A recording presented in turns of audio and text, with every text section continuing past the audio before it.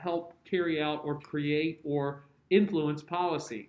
And so you get the president, vice president, you got the 15 cabinet departments, you also have the executive office of the president. And this actually has like a dozen or so agencies, but we only want to hit the core ones, the ones that are the most important. And one of the most important is what we call the OMB, the Office of Management and Budget. Take a guess what they're in charge of. Budget. The budget. Remember, one of the president's responsibilities is to prepare a budget. Okay? But budget preparation, he doesn't have time to do that himself. He has to pawn it off on other people. If I'm the president, I'm like, hey, Quinlan, I'm going to put you in charge of the budget. I'm giving you a team of people. I set the priorities for you, and then you go make the magic happen. Quinlan. How does it not like step on the house's toes, like how they're supposed to be in charge of budgeting and appropriations? Great question. Remember, Congress is ultimately responsible for passing a budget, but who do they got to get to sign off on it? The president. So you have to include the president in here. Okay? All right, so the OMB is responsible for that. You can go to omb.gov and they will give you specific copies of the budget.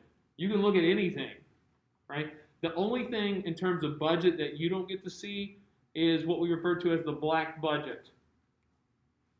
All right? And the black budget deals with certain military operations that we don't need to see and you probably would be scared to see. Okay, Trish, did you need me to repeat something? Yes. What is It it? was like the whole section because I missed it. It happens. The OMB, the Office of Management and Budget, remember, they're responsible for coming up with the budget, all right? And the president just sets the priorities. Like, for example, if I wanted to say something to the effect of, hey, Quinlan, the OMB, I want you guys to reduce military spending, and I want you to devote more resources toward education. Now, go make it happen. And we'll meet again in another week, and you let me know. We'll get 5 to 10 minutes to talk about your progress, all right? And believe me, if I'm not happy with it, I will let you know. So they're just like a suggested body. They make a suggestion in Congress. That's something the president would sign. No, the OMB is not a, like, they don't look at it that way. The president will say, here's what I think the budget priorities ought to be, and then he takes it to Congress. His people will take it to Congress and say, here's what we're working with. Okay? Now, the president also has a council of economic advisors. Okay? This is just a 3-person team. And they literally spend the whole year crafting an economic report. So if you like research and writing, this would be right up your alley. Okay? They inform the president about things like the GDP, unemployment rates, what they think will help spur the economy in the future, how much are we producing, okay? And they prepare this report for the president. Does the president have to take their advice? No, he doesn't, okay? But you get paid the same no matter what. So if Lively, you and Kate White and Kablali over here are my 3-person team, you're getting paid no matter what, even if I don't take your advice. Oh, that sounds wonderful. High-stress job, by the way, because I'm relying on you for accurate information. I will base my decisions on what you tell me. Like advice for what? For the economy. What do we need to do? Like, if they come to me and their report says, next year we expect unemployment to increase by 1%. I'm like, I don't like that. I don't want unemployment numbers to go up. What can we do to mitigate that or to correct it altogether? And so they give me thoughts on what they think. Question? So do they compile this report like every fiscal year or Every fiscal year. Okay? So ultimately, they're responsible for reporting to the president. Now, it's a high-stress job, and just like any advisory job to the president, he may not take your advice. And some people get frustrated with that because you're like, I'm not useful here if you're not taking my advice. Okay? You also have a National Security Council. The president has a National Security Council. Not to be insulting, but what does it deal with? You're a genius. Look, up here, I put a list. You don't need to remember the specifics, but just to give you an idea who's on this team, all right? It used to be a big deal that you want a president to have military experience, but now there's so many people that report to the president who have military experience that it's not quite such a big deal. Like your National Security Council, you have the Secretary of Homeland Security, Secretary of Defense. You can include the Vice President or not, right? You also have what are called the Joint Chiefs of Staff. Right? If you don't know, that's the head general of each branch of the military. So the Army, Navy, Marines, Air Force, they are part of the National Security Council, and they make recommendations. You have a National Security Advisor who coordinates the group, and you have the Director of Intelligence. Those people meet together, and oftentimes the president's not even there. Right? Once again, you're going to take that information to the president and help him make a decision. So I'm going to make Sid over here my National Security Advisor. Congratulations, you got an upgrade there. And you and the National Security Council are going to tell me what you think we should be doing. And they're like, Mr. President, we have a situation in the Middle East. I'm like, what's the situation? Well, it turns out that Osama bin Laden is hiding out in Pakistan, and we think we should go get him. I'm like, what are the pros and the cons? How sure are you that he's really there? What happens if this blows up in our face and he's not there? What happens if Pakistan gets angry at us for going into their country? Do we tell Pakistan ahead of time, or do we just surprise them? Right? That's everything that essentially Obama is asking and people are advising him about when he has to make that decision. Okay? A lot of people thought that was a no-brainer, but it's not as easy as you think. Right? Finally, we have the office of the First Lady. Aw, that's so cute. The First Lady gets an office, multi-million-dollar budget, and a paid staff. Why the heck do we give the First Lady a budget and a staff? What does she do? Quinlan? She has like policies, her own policies that along with the president, they sort of work together to. I don't care about. We didn't vote for the First Lady. We just do like improvement, like feel-good projects. It's kind of a mix between the two. First of all, up until the 1930s, what did we do with the First Lady? No, balls. She threw parties. She planned the parties, and she decorated the White House because that's what women were supposed to do. And then along came Eleanor Roosevelt. Oh, Eleanor. I guess she was bored because her and her husband didn't love each other. That's what happens when you marry your third cousin. All right? And don't worry, both of them cheated. All right? But that's a story for another day. Okay? Eleanor, though, was not about to be relegated to party planner. And she kind of changed the dynamic of what a First Lady is supposed to do.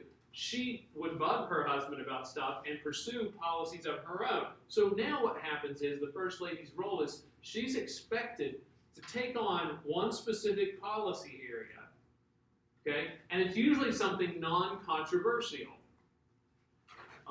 Like you guys remember this lady right here, right?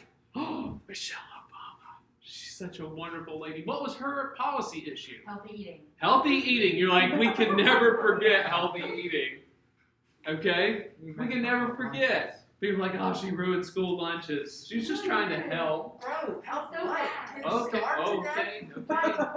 No. Clearly, I touched on a nerve with You this. did touch on a nerve because I remember like in elementary school we used to have like good lunches. I'm sorry. I brought up a topic that is clearly sensitive to your needs. I have PTSD. All right. You get bad lunch. Hold on. We got to move on. All right, now, Laura Bush, when she was First Lady, she pursued trying to help childhood literacy. All right? Who's going to get upset about helping children learn to read? Seriously. Hillary Clinton helped get children's health insurance policy. Y'all know what Melania's was? Bullying. Bullying. She wanted to work on an anti-bullying Her campaign. husband fired people on Twitter. Look, the irony is not lost upon me, and that is why I waited to do that now. Look, Jill Biden, Dr. Jill Biden, she's probably going to do something education related because that's her field of study, and education is something that people aren't going to get too stirred up about. Hillary Clinton actually tried for something even bolder. She was pushing for a single-payer healthcare system, like Bernie Sanders' single-payer, like the government takes over. And people just weren't ready for that in the 1990s. But what she did manage to do was get what's called the CHIPS program, Children's Health Insurance. So that, look, we're like, hey, anybody under the age of 18, they shouldn't have to worry about health insurance if they don't have to pay for medical bills. Okay? But the First Lady has an office and a budget of her own. Now, what is interesting is what happens when a woman does eventually become president. It'd be the office of the First Gentleman. Oh, that So- was my question. Yeah? I was Okay. wondering if it would still be First Lady, or if it would be First Lord or Man. Yeah, I think First Lord actually sounds like a better title. And when Taylor Swift is ready to marry me and she wants to be president, I will be her first gentleman. And T Swift, if you're out there and you hear this, We talked about you in computer science today and how obsessed you are with Taylor Swift. I love Taylor Swift. All right, let's move on. Let's talk about the White House staff. This is another aspect of the executive branch, another layer, if you will. Okay? The White House staff, this is on whom the president relies the most for his advice. Okay? And the White House staff is a smaller group of people. And there's only a couple of these positions that are important for our purpose. One of them, and the most important advisor of the president is the chief of staff. Okay? Your chief of staff is your ride or die person. That's the person that can talk to the president in a very blunt fashion and tell them, hey, you're about to do something really, really stupid, and it's going to ruin your presidency if you do it. Right? Other people are too afraid of the president, or they feel like they have to suck up to the president. But your chief of staff, that's typically the person that you go to for the most blunt advice. And somebody that you know can call you out on your BS. Right? So who would be your ride or die, Trish? Who's somebody that you can go to in the clutch? Oh, my sister. Ah, okay. So Meanie it is. Sid, who is your ride or die? You know what, Kate's my ride or die. That's a good one to have. Kate would definitely tell you if you're being stupid. Now, your chief of staff, they have other roles too. This is also the person that you confide in all your secrets and all your problems and everything else. Okay? Because they have to know how to defend you. So when Bailey comes to me and she wants to run for president, she's like, Scalise, I need you as my top advisor. And if I win, I want to make you my chief of staff. I'm like, all right, Bailey, we need to have an important conversation. And she's like, well, what is it? I'm like, I need to know everything you've ever done in your life that might be construed as shady. Okay? Because if it comes up, and somebody will probably find out, I need to think ahead of time about how to defend you. All right? And your chief of staff is that person who will protect you, who will shield you, and in some instances, they might even take the blame for you for certain things. That's the Secret Service. Now, the chief of staff is that person that is your closest advisor whom you lean on the most. All right? Now, something else that's relevant about the chief of staff, they control the president's schedule and the access to the president. You don't just call the White House and be like, I'd like to make an appointment with the president. Okay? It doesn't work that way. Even if you're a government official, if you're the Secretary of Defense and you want to talk to the president, you don't just call up the president. You call the chief of staff, and the chief of staff decides if it's worth passing on to the president. That's how awesome the power is of the chief of staff. They control who gets in. All right? The chief of staff said, look, president doesn't have time to deal with this, so I'll tell you exactly what the president would tell you. Quinlan. I read an article about the current chief of staff, Laura Blaine, and how talking about and they saying call him like one of the most powerful chiefs of staff in modern history because of how strongly he is connected to Biden. How It will depend on, like, so too early to tell, but I've heard the same thing, that he's very protective of the president. He's been with Biden since he was vice president with Obama. he was with him when he was on the Senate Judiciary Committee also. Oh, okay. I didn't know he went back that far. But your chief of staff is that person who not only you confide in, but they control the access. And they also tell you your schedule. It's like, hey, President Quinlan, all right, today we're going to go to a homeless shelter. We got a meeting there with people about how to fund this for the future. And you're like, okay, well, how long are we going to be there? And you're like, an hour and a half. Then we got to be back here at the White House for the children's Easter egg hunt at the White House. And then we got to meet with the Secretary of State for 20 minutes later today, talk about an international crisis. Okay? Imagine the meal things that would be in White House Easter eggs. I can tell you this, that the chief of staff has to organize the president's schedule, and because he controls that and access the president, they refer to him typically as the gatekeeper. All right? And that if the chief of staff doesn't like you, you ain't getting in to see the president. And that job is a high-stress position because typically, if the president knows something, the chief of staff knows it too. All right? You're like an extension of the president. How much do they get paid? Today, somebody looked it up, and it was a significant amount. I want to say it's like over $180,000 a year. But really, that job, if you've been the chief of staff of the president, that puts you at the top of the food chain for being other jobs, like a lobbyist or even working in a private field. Because they're like, if you can manage the White House and the president's schedule, you can manage anything. All right? And so that's a big deal. Okay? The gatekeeper, he's in charge of the president's schedule and access to the president. It also has to be somebody you trust. Because today, somebody, Fourth Mod, they were worried about this. They said, what happens if your chief of staff resigns and moves on and they spill the dirt on you? Like, what happens if I resign as chief of staff for Bailey's administration and I dish the dirt on all the dumb stuff she's done? Well, first of all, if you reveal classified information about the presidency, then you could be arrested. But let's say I just dish all the secrets, how she has a drinking problem and she smokes crack every day, okay? That makes me a jerk. All right, now, typically, Bailey would never choose somebody on her as her chief of staff that she didn't think she could trust with her secrets. The same way that you guys, you're like, hey, my ride or die is not going to bail on me, and they're not going to do things. Now, they may want to move on to a different job, but you know they won't spill the beans. Don't they just like sign NDAs or something? Good question, and to my knowledge, they do not. They don't have to sign NDAs? And they know all this stuff? Well, like for example, if you have classified information, you'll go to jail for revealing that. But in terms of the stuff that you tell me about your personal life, no. All right. It's like you don't sign a prenup. It's not you're not married to him in that regard. Does he need clearance for classified information? Yes, the chief of staff does get clearance for top secret information. Like I said, he or she's an extension of the president. Second key position of the White House staff, the press secretary. Okay?